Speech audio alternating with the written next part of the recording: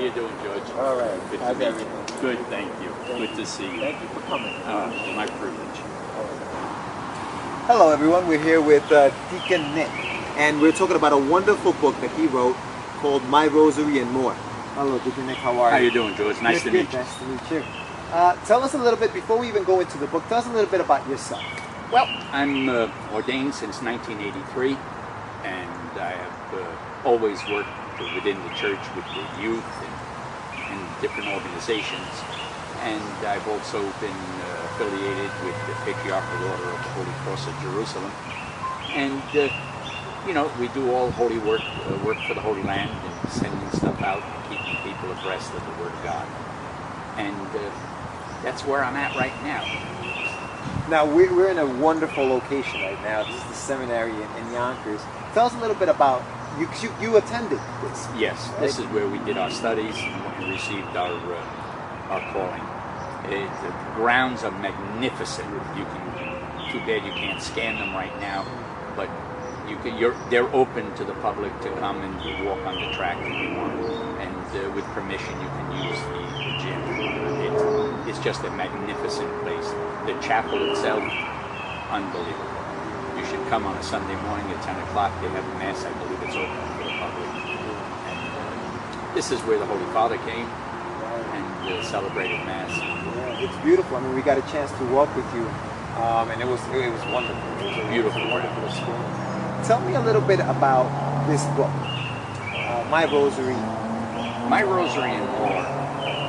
I wrote it because the Holy Father John Paul II had indicated he had initiated the luminous mysteries, and I became very embarrassed when I was at a meeting and I was asked to recite one of the mysteries, and I really didn't know them.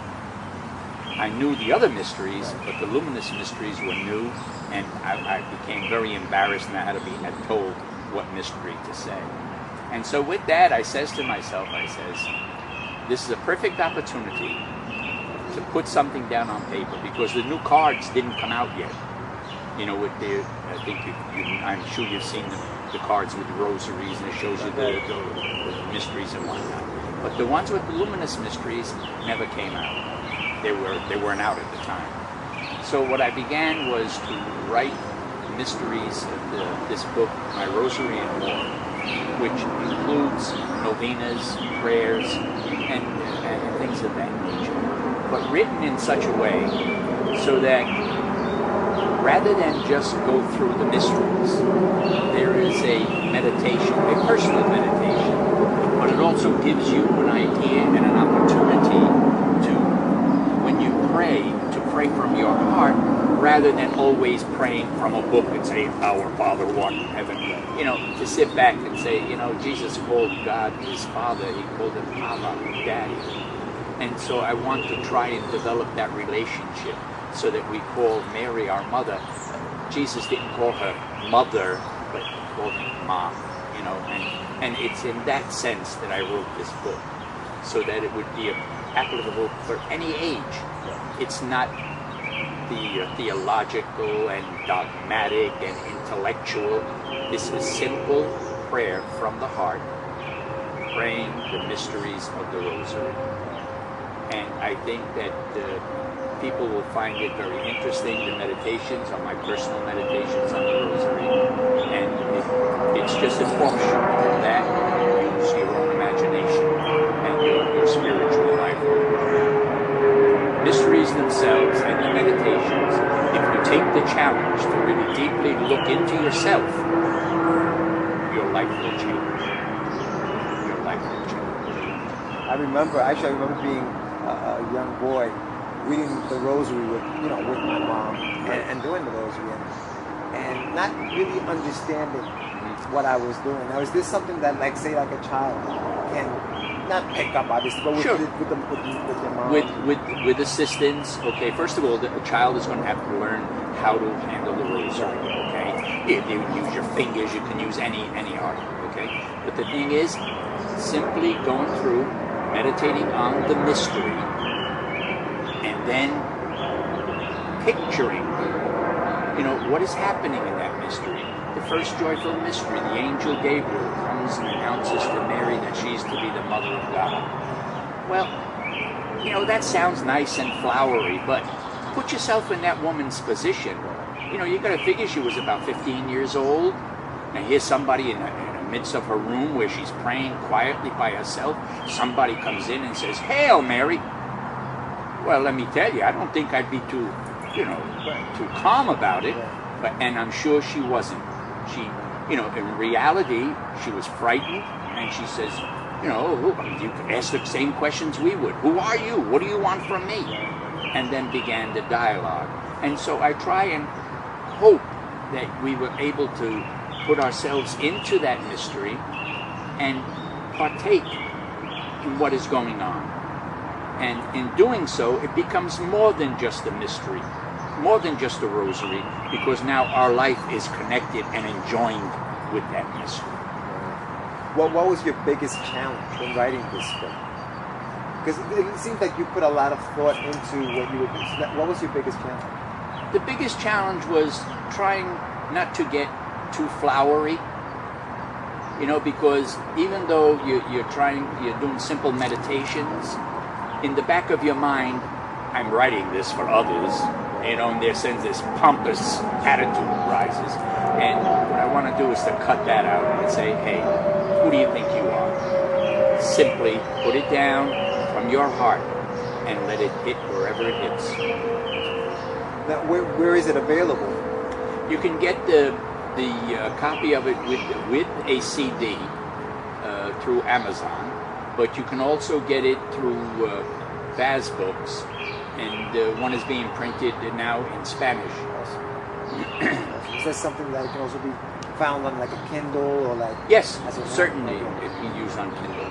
Okay, awesome. So Amazon, and it's an ebook basically. Yeah, it's the ebook capability. That's right. Talk to me a little bit about, because you've written other works. I've written right? another, and you have another book. Yeah, I'm putting a second edition out on Shed for Our Salvation. It consists of the Stations of the Cross, the Passion of Jesus Christ. And there again, I try and incorporate the same mentality, the same attitude. We hear Jesus being condemned by Pilate.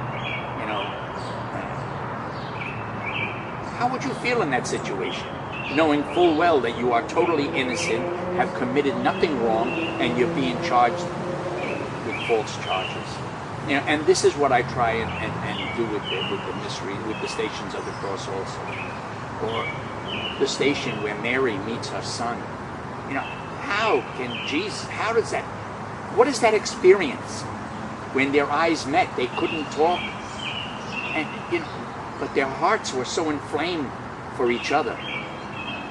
Those kind of moments I try to put within the Stations of the Cross also. And there, of course, my private meditations are in there, but only as an example so that you can flourish them, and build up on them on your own. How long does a book like this take you to write? Is there a lot of research that goes into it? Yes.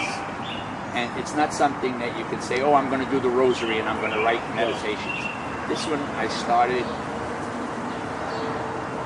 2008. Which one? The Rosary. The Rosary. And the Shed for Our Salvation was before that. It was completed. It was a smaller booklet, but this one here is going to be a larger one, the second edition. And there again, nothing extraordinary or theological where you have to go get research. It's very simple. Anybody can pick it up, look at it, open their hearts, put themselves into that position, and your life changes.